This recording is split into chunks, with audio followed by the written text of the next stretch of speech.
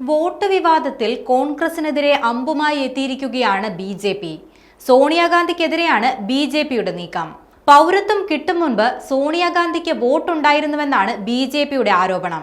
ഇതിന്റെ രേഖകൾ പുറത്തുവിട്ടാണ് ബി.ജെ.പി ഇപ്പോൾ കോൺഗ്രസിനെതിരെ രംഗത്ത് വന്നിരിക്കുന്നത്. സോണിയാഗാന്ധിക്ക് ഇന്ത്യൻ പൗരത്വം കിട്ടുന്നത് 1983-ലാണ്. എന്നാൽ 1980-ലെ പട്ടികയിൽ സോണിയയുടെ പേരുണ്ടെന്നാണ് ബി.ജെ.പി. നേതാവ് അമിത് മാളവ്യ ആരോപിക്കുന്നത്. ഇതൊരു തിരഞ്ഞെടുപ്പ് തട്ടിപ്പല്ലെങ്കിൽ പിന്നെ എന്താണെന്നും അദ്ദേഹം ചോദിക്കുന്നുണ്ട്.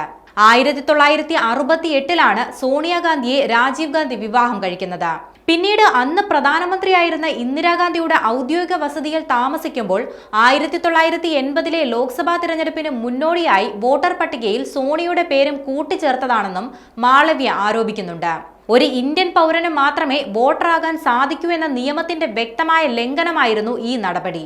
പിന്നീട് 1982-ൽ പ്രതിഷേധത്തെ തുടർന്ന് അവരുടെ പേര് വോട്ടർ പട്ടികയിൽ നിന്ന് നീക്കം ചെയ്തുവെന്നും അദ്ദേഹം ആരോപിക്കുന്നുണ്ട്.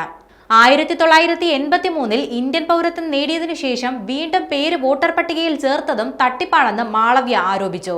വോട്ടർ പട്ടികയിൽ പേര് ചേർക്കുന്നതിനുള്ള കട്ട് ഓഫ് ഡേറ്റ് ജനുവരി 1-ന് മുമ്പായിരിക്കണം. എന്നാൽ സോണിയാഗാന്ധിക്ക് പൗരത്വം ലഭിച്ചത് ഏപ്രിലായിരുന്നുവെന്നും അദ്ദേഹം ചൂണ്ടിക്കാട്ടി.